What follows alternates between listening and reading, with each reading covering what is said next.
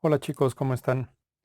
Este video va a ser la continuación de los temas de ecología, va a ser la parte 2, en donde voy a continuar con algunos de los conceptos importantes. En el video pasado habíamos estado hablando de una serie de cuestiones acerca de pues, el origen de la palabra ecología, eh, en qué consistían los estudios de ecología, los niveles de organización en lo que estaba, y me quedé después de explicarles los factores bióticos y abióticos, o bueno, algunos de ellos. No son todos los que yo mencioné, hay más, pero les mencioné los más importantes.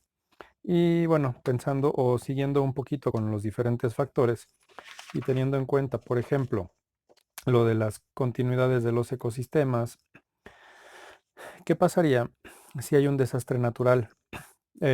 Desastre natural podría ser una inundación que arrasa con todo una gran parte del ecosistema, que hubiera un deslave, que hubiera, no sé, a lo mejor han visto imágenes de deslaves en los que se pierde toda la vegetación, que todo un cerro se pierde, se va toda la ladera, o a lo mejor la erupción de un volcán, el nacimiento de una nueva isla, con la erupción de un volcán y toda la lluvia de material incandescente, de material caliente que está cayendo alrededor, o el escurrimiento de lava se puede cubrir todo un ecosistema. En este tipo de problemas de ecología, en los que hay algo en el ambiente que está afectando a los seres vivos, existe un proceso que se llama sucesión. La sucesión es de diferentes tipos. Lo voy a hacer ahorita como un poquito aclaratorio en cuanto a los tipos, pero déjenme ver dónde dejé la imagen para podérselas enseñar. Entonces, estaba yo diciendo que el concepto de sucesión, si ustedes piensan en sucesión, en el ámbito de derecho es cuando pasan las herencias de una generación a la otra. Con el testamento es un procedimiento sucesorio, pero no estamos en las clases de derecho, estamos en las clases de biología, pero también se está pasando de una generación a otra cierta información. ¿Y qué es lo que sucede? Que después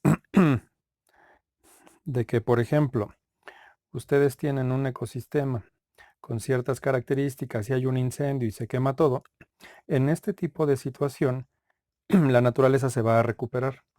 Y una vez que se empieza a recuperar en un lugar en el que ya había existido eh, antes una cierta vegetación, nosotros vamos a encontrar el tipo de sucesión.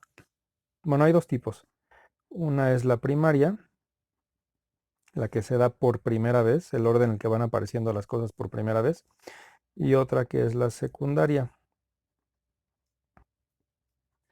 La sucesión que yo estoy mencionando aquí es que ya existía antes un ecosistema, se quemó por las razones que sean y quedó totalmente desprotegido esto.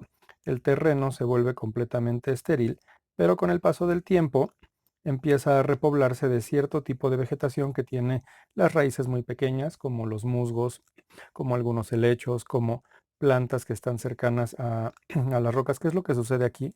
Que una roca que está sometida al intemperismo, es decir, a toda una serie de factores climáticos como la lluvia, el calor, el frío, esas rocas empiezan a fragmentarse y empiezan a acumular agua en sus, en sus grietas, y esa agua puede ser aprovechada por organismos muy pequeños que empiezan a meter unas raíces miniatura, microscópicas casi, de algunos cuantos milímetros, que empiezan a retener cada vez más agua, y cuando el clima se enfría, esa agua empieza a congelarse, y como el agua se expande, y eso se vio en los temas que tienen que ver con el agua, de biomoléculas, como el agua se expande, la roca se abre más y poco a poco se empieza a fragmentar.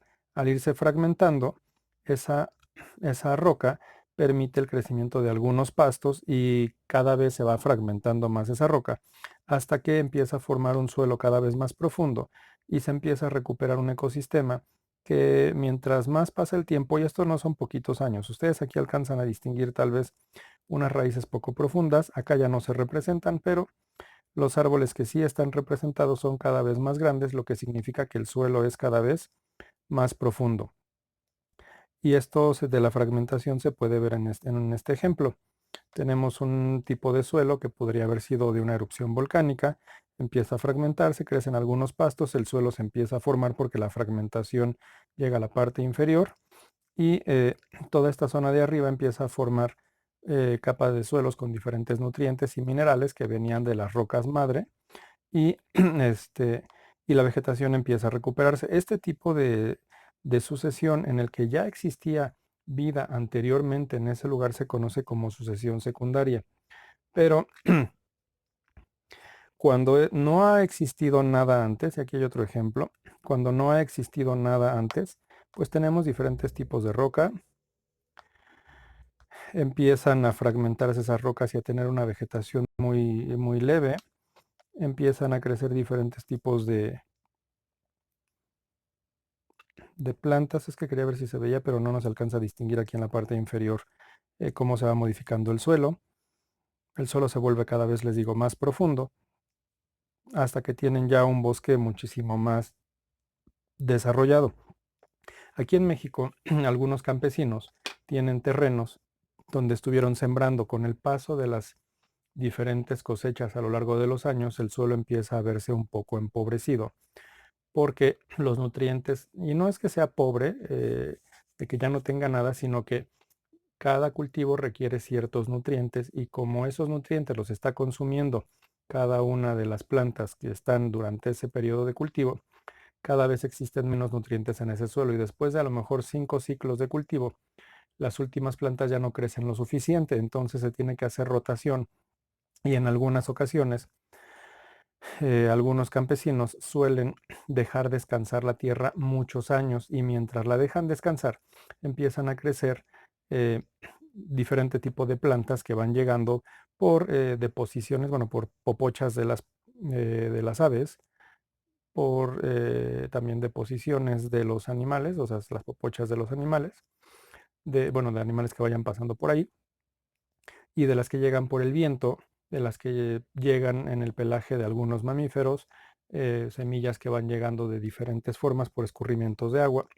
Y entonces en esos terrenos abandonados, que no es que estén abandonados, los están dejando descansar, empieza a crecer una cantidad de vegetación impresionante que es muy cerrada y se le conoce como acaguales. Digamos que se está dejando descansar la tierra para que crezca otro tipo de vegetación y con el paso del tiempo se están reciclando los nutrientes y eso tiene que ver con un tema de ciclos biogeoquímicos, pero a eso voy a llegar más adelante en este video. Entonces, perdón, la sucesión en general lo que busca es que, y esto ya está representado en esta otra imagen, es que ustedes tengan un sitio donde no hay nada de suelo, que es pura roca, roca madre se le llama, y poco a poco estas plantas miniatura que les comentaba empiezan a invadir esas rocas porque se empiezan a agrietar. Conforme se empiezan a agrietar, se empieza a acumular en la parte inferior y aquí sí se ve representada la profundidad del suelo, un suelo muy somero que no permite plantas muy altas, sino plantas muy pequeñas, con raíces extendidas o raíces muy cortas. Conforme pasa el tiempo, y este tiempo puede ser de muchos años, pueden ser 15 años para que empiecen a crecer, para que tengan un suelo relativamente de unos poquitos centímetros de profundidad y puedan crecer algunas plantas que se conocen como herbáceas. Las herbáceas son hierbas que no tienen madera en su tallo. Con el paso de los años, empieza a ser un poco más profundo el suelo y aquí se ve el nivel de profundidad. Ya no son tal vez 5 centímetros, ya son 10 centímetros o 15, pero para esto ya son alrededor de, no sé, 50, 100 años para que la vegetación pueda empezar a recuperarse y para que se pueda crear un bosque donde las raíces son más profundas, obviamente se necesita una capa más profunda de suelo. Y por último, las hojas que van cayendo de los árboles, de los diferentes tipos de vegetación, empiezan a mezclarse con todos estos fragmentos de lo que alguna vez fue roca, mantienen la humedad y la roca que está más abajo sigue fragmentándose hasta que el suelo se vuelve más profundo y puede permanecer un bosque. Pero ese bosque no se va a formar en poquito tiempo. En caso de que no haya existido nunca nada de seres vivos ahí y llegan por primera vez, es entonces cuando se tiene a la sucesión primaria. Entonces, bueno, ya sabiendo que los organismos empiezan a invadir diferentes lugares, empiezan a encontrar diferentes lugares donde vivir, estos organismos, y voy a retomar entonces otra vez toda esta parte de las interacciones de seres vivos entre sí, pues empiezan a tener a tener diferente tipo de relaciones entre los organismos. Y ese tipo de relaciones, les comentaba yo, que se conocen como eh,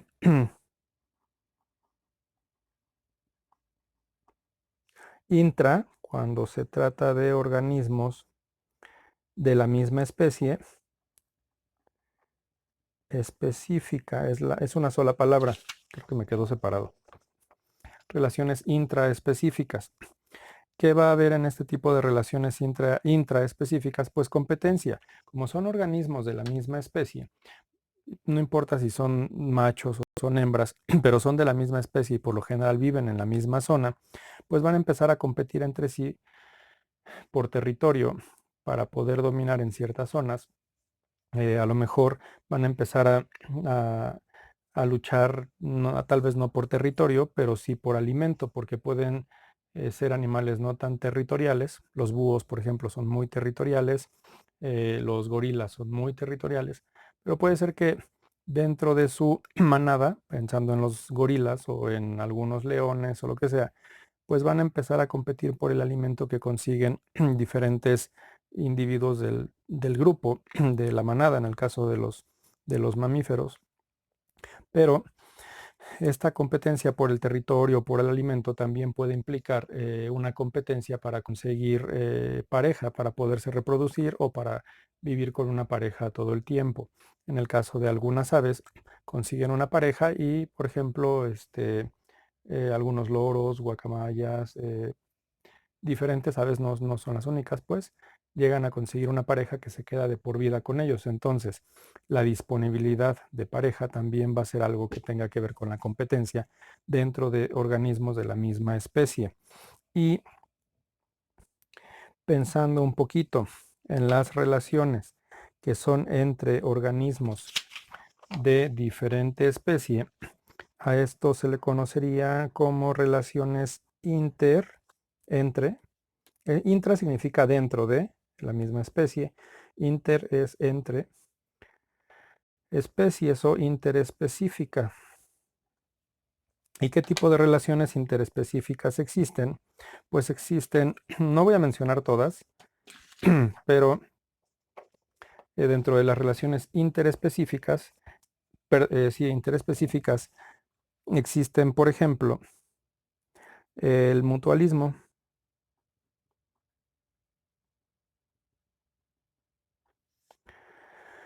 está el comensalismo,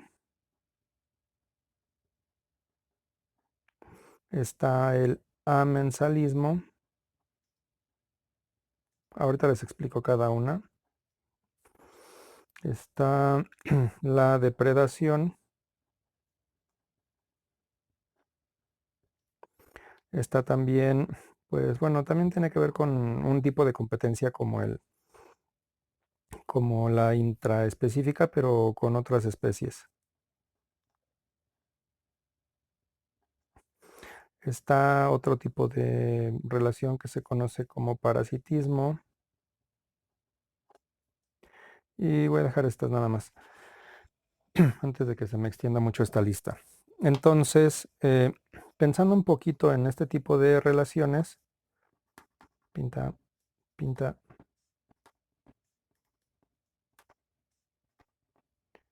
Ay, no pinta bien. Bueno, una estrellita a ver si funciona. Pensando en este tipo de, de relaciones interespecíficas, ¿qué es lo que va a pasar? Normalmente se relacionan o se tratan de explicar mediante un paréntesis con un símbolo más, menos o neutro. Por ejemplo, el mutualismo. Estoy hablando de algunos tipos de relaciones entre organismos de diferente especie. Entonces yo tengo a la especie 1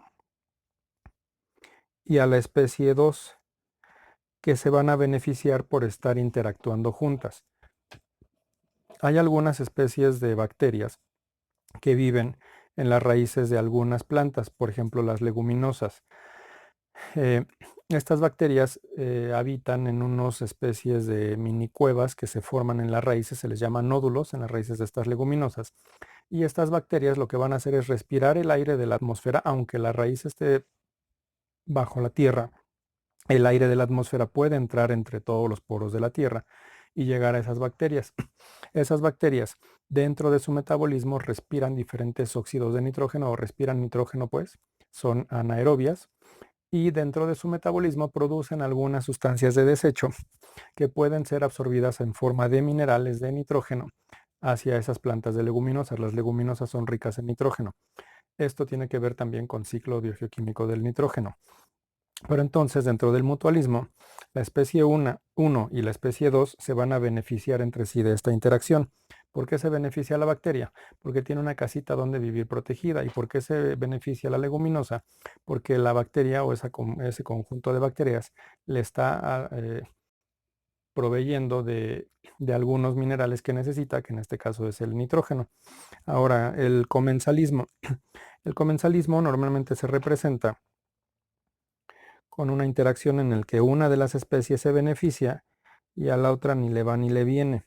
No importa. Es decir, la especie 1 se beneficia, pero a la 2 le da igual. Por ejemplo, han visto el ejemplo de los tiburones con las rémoras, te iba a decir otra cosa, de las rémoras. Ese tiburón está nadando en el mar, está comiendo y no le importa que la rémora esté pegado a él. Sí le ayuda a lo mejor algunas cosas, pero la rémora está consumiendo todos los desechos que salen de la boca del tiburón y que se encargó prácticamente de cazar por ellos. Son ejemplos como muy sencillos. Hay muchos ejemplos así en la naturaleza. Ustedes pueden tener otros si es que los buscan. Luego tienen el amensalismo. El amensalismo es una interacción en la que... ¿Dónde está? Así es este. Uno de los organismos se inhibe el crecimiento del segundo, es decir, que el segundo se ve perjudicado.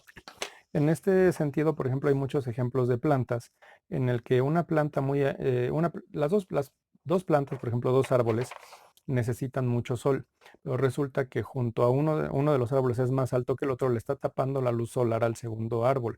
Y este segundo árbol no se puede desarrollar lo suficiente porque le hace falta luz solar para poder llevar a cabo bien sus procesos de fotosíntesis. Por lo tanto, la segunda especie se ve perjudicada en su crecimiento y en su metabolismo debido a que está junto a una especie que está inhibiendo su crecimiento. Ese, por ejemplo, es un tipo de amensalismo entre plantas. Puede ocurrir también con animales, pero esos también ustedes los pueden buscar. En el caso de la depredación, pues es un poquito más obvio. Hay organismos que se comen a otros y esto tiene que ver con los temas de cadenas alimenticias. También espero llegar a esos. Si no, esos yo tal vez los haga en un tercer video. Eh, bueno, no sé, ahorita veo cómo retomo el orden de los temas. Pero en la depredación, uno de los organismos, el que depreda al otro, el que se lo va a comer, pues se beneficia y el otro termina perjudicado. Hay muchos ejemplos, el que ustedes quieran. Llega la especie 1 y se come a la especie 2 y pues quedó perjudicada porque se murió, ¿no? En la competencia, puede ser que sean organismos que viven en el mismo sitio de diferentes especies y se van a estar peleando por un mismo tipo de alimento. Y estos son interacciones que se dan mucho como intercambio de nutrientes o de energía dentro de la naturaleza. En este sentido, la competencia también va a beneficiar a uno y va a perjudicar al otro. El parasitismo, ay, qué feo lo escribí. Parasitismo, parece que escribí otra cosa. Bueno, es parasitismo. Eh, Parásitos, ustedes pueden tener, como dicen en varios comerciales, pueden tener una solitaria en su panza, los está parasitando, pueden tener una serie de parásitos en la sangre que se está alimentando de ustedes, y entonces el parásito se va a beneficiar, que puede ser la especie 1, y la especie 2, que es el organismo que está parasitado, es es el que se perjudica. Ejemplos hay muchos, ustedes pueden tener piojos, bueno, o alguien que conozcan, o su perro puede tener pulgas, los gatos pueden tener pulgas, algunos organismos pueden tener garrapatas pegados en su cuerpo, y esto lo ven más en zonas donde pueden ser zonas no necesariamente rurales, pues también hay zonas dentro de la ciudad donde se dedican a, a tener animales que no los cuidan lo suficiente o no tienen los medios para poderlos estar revisando de manera médica, pues con un médico veterinario, y los animalitos se pueden empezar a enfermar. Pero también nosotros podemos tener parásitos. Hay muchísimos parásitos que pueden vivir dentro de nosotros y alimentarse de nosotros y eventualmente perjudicarnos también dentro de nuestras actividades o dentro de nuestros procesos metabólicos.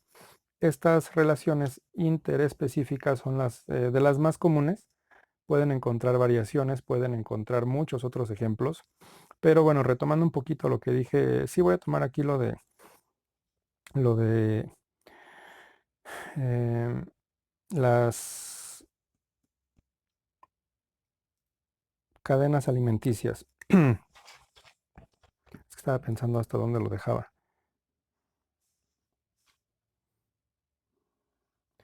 Las cadenas alimenticias y las redes alimenticias tienen que ver con interacciones entre los seres vivos, principalmente entre en los que un organismo se va comiendo al otro. Los conceptos de cadena y de red, cadena trófica o red trófica, eh, son principalmente provocados a partir de una serie de, digamos que de dibujos lineales o no lineales. Y no me refiero a que vayan a dibujar un animal, sino me refiero a una línea imaginaria que está entre el organismo que se va a comer al otro. Por lo general, y en este caso, hay que hacer una diferencia entre diferente tipo de organismos dentro de la naturaleza. Y esto ya también lo saben debido a sus videos donde vimos temas de metabolismo. Hay organismos que producen su propio alimento, que son autótrofos, y estos autótrofos que están produciendo su propio alimento lo sintetizan a partir de diferentes procesos como fotosíntesis o quimiosíntesis, que al final de cuentas lo que hacen es producir tal vez un azúcar o producir alguna grasa o producir alguna molécula para poder, una biomolécula para poder sobrevivir y llevar a cabo pues todos sus procesos de vida. Pero este organismo que está produciendo su propio alimento se conoce como productor, y a esos productores se los va a comer alguien. Todo aquel que se come a otro organismo para poder alimentarse o para poder nutrirse se conoce como consumidor.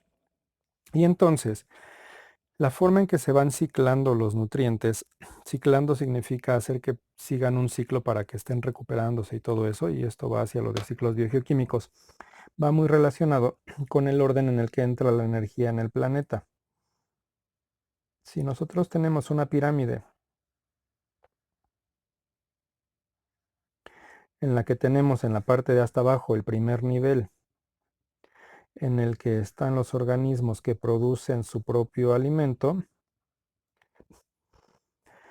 estos organismos van a captar la luz solar. El total de la luz solar que llega al planeta no es aprovechada por los organismos. El total de la luz solar que llega puede en una parte rebotar otra vez hacia la atmósfera, absorberse dentro de la atmósfera, estar rebotando, absorberse en el suelo, pero no lo absorbió ninguna planta. Obviamente las plantas tratan de captar la mayor cantidad de energía. Todo esto que yo puse aquí es lo que captaron las plantas, pero la energía total es una cantidad de energía tan grande que realmente se desperdicia muchísimo. Esa cantidad de energía que llega del sol podría estar representado en esto, que es lo que no se aprovechó. Pero ya dentro de este, de este porcentaje que sí llega y que está siendo aprovechada por las plantas, pues, o algunas bacterias o algunos organismos que son quimiosintéticos. eh, Quimiosintético significa que llevan a cabo reacciones químicas para producir el alimento sin necesidad de la luz del sol, como en la fotosíntesis. Algunos de estos organismos van a gastar parte de esta energía que absorbieron para sus procesos de metabolismo. ¿Y qué va a pasar con alguien que se coma a esta planta o a este organismo? Pues no va a poder aprovechar todo este porcentaje porque algún porcentaje de aquí ya se utilizó para llevar a cabo las funciones de ese ser vivo que estaba diciéndoles ahorita. Entonces, parte de la energía, ya se me echó a perder mi plumón de pandemia. parte de la energía de estos productores va a pasar a un consumidor que se conoce como primario. Ese consumidor primario, que es un herbívoro, pensando en esto, alguien que se está comiendo a un pasto, puede ser un insecto, puede ser un caracol, puede ser un conejo, por ejemplo, que es un vegetariano. Ay, ¿quién se come un vegetariano? Bueno, este, perdón. eh, Este consumidor primario se está comiendo al productor para obtener su energía y los nutrientes, pero les decía yo, parte de la energía no pasa hacia el siguiente nivel porque ya se gastó. Si es un conejo, si es un caracol, si es un grillo que se está comiendo ese pasto, también necesita crecer, también necesita continuar con sus diferentes procesos metabólicos y los va a gastar parte de la energía que está robándose hasta que pase una cantidad menor y, bueno, hasta que sea comido por otro organismo mayor, alguien que coma caracoles, alguien que coma grillos, alguien que coma, por ejemplo, eso puede ser un ave, ese ave puede ser un consumidor secundario que se va a comer al caracol que se estaba comiendo a la planta. Este consumidor secundario, esta ave, no puede consumir toda la energía que se produjo o que había pasado porque el caracol o el grillo ya lo habían gastado en moverse, ya habían gastado energía en moverse. Y esta ave va a gastar energía en crecer, en reproducirse, en volar y ya no va a poder ser, toda esta cantidad de energía no va a pasar completamente al siguiente nivel. Y el siguiente nivel podría ser el de un depredador que se coma a esa ave, un felino, un gato. Y eso va a ser un consumidor terciario. Digamos que estos son los 4 niveles principales, pero ¿qué otros nombres reciben los productores, consumidores primarios, secundarios y terciarios? También puede haber un consumidor cuaternario, pero esos ya son también, como ya es muy poca la energía que está pasando y hay porcentajes muy especiales para eso, perdón, muy específicos para eso. Un consumidor cuaternario ya es como muy raro y esto llega a pasar principalmente en los niveles, perdón, en los ecosistemas acuáticos. En los ecosistemas terrestres es difícil que haya consumidores cuaternarios. Entonces, en los terciarios, por ejemplo, están las águilas, pensando en los pumas, por ejemplo, aquí en México, y no es el equipo de fútbol, es el animal que vive en el sureste de México, o bueno, en las diferentes selvas de México, pero ¿qué otros nombres reciben los productores? Pues eh, dentro de todos, bueno, antes de que se me olvide, sí. ¿Qué pasa si se muere el consumidor primario, o sea, este caracol, y nadie se lo comió, no se lo alcanzó a comer nadie? Bueno, no se lo alcanzó a comer el ave porque se murió antes. Este consumidor primario va a terminar reciclándose y va a regresar a la tierra porque va a morir y va a ser descompuesto por unas bacterias o algunos hongos. Si se muere el ave va a regresar a la tierra, se va a empezar a reciclar. Normalmente cuando se recicla algo se ponen unas flechitas curvas aquí, pero yo lo estoy mandando hasta abajo porque normalmente hasta abajo ponen a los descomponedores, pero los descomponedores están en cada uno de los niveles. Igual si se muere el gatito que estaba comiéndose esa ave que se comía parece canción, el gatito que se comía al ave, que se comía al caracol, que se comía la planta. Eso es que como canción de los bollos escaustos, ¿no? Creo, ya ni sé. Pero bueno, los descomponedores van a estar en todos los niveles. Eh, También a todos estos organismos, al consumidor primario, se le conoce como de hierbas, herbívoro. Yo no sé por qué se llaman vegetarianos, deberían de llamarse herbívoros. Bueno, no, decidieron comer vegetales, no es porque sea su condición de que no puedan comer otra cosa. Eh, Al consumidor secundario se le llama carnívoro de primer nivel, carnívoro 1. Al otro puede ser un carnívoro 2 y puede ser aquí un carnívoro 3. Y les digo, casi siempre el cuaternario está en los ecosistemas acuáticos. ¿Ok? Carnívoro primero, pero segundo y tercero. Ahora, ¿qué va a pasar con todo esto de las cadenas y de las redes? Y ya más bien lo voy a dejar hasta aquí el video, pero lo que va a suceder es que en una cadena ustedes van a tener tal vez un pasto o una plantita que vive por ahí, y esta plantita es comida, por eso la flecha señala hacia la plantita, por un insecto. Y ese insecto es comido por un ave, y esa ave es comida por por un gato, vamos a ponerle. ¿Ok? Esto que está de manera lineal se conoce como cadena, es un eslabón tras otro. En el caso de una red, pues yo puedo tener, y lo voy a poner aquí en diferentes formas, voy a tener un pasto, voy a tener una flor y voy a tener una fruta. El pasto, la flor y la fruta no se consumen entre sí, pero aquí puedo tener un ratón, puedo tener a lo mejor un insecto, y el ratón puede comerse la fruta, a lo mejor puede decidir comer la flor, pero el insecto también puede comer parte de la flor, puede comer parte del pasto. Al ratón se lo puede comer un gato. Ay, ya puse mal el nombre con otro color. Al ratón se lo puede comer un gato, pero también aquí puedo tener un ave, y el gato puede comerse al ave y el ave puede comerse al insecto. ¿Qué es lo que está pasando aquí? Que se están haciendo una serie de redes, como una especie de malla entre los diferentes organismos. A eso se le conoce como red trófica. Hasta aquí voy a dejar el video. Si tienen dudas, pueden Telegram dentro de los comentarios de este canal, y dentro de los medios que tenemos para comunicarnos. Voy a seguir con los temas en un tercer video para seguirles hablando este, de los ecosistemas que tiene México y de cómo funcionan los ciclos biogeoquímicos. Que tengan buen día. Se me acabó la hoja.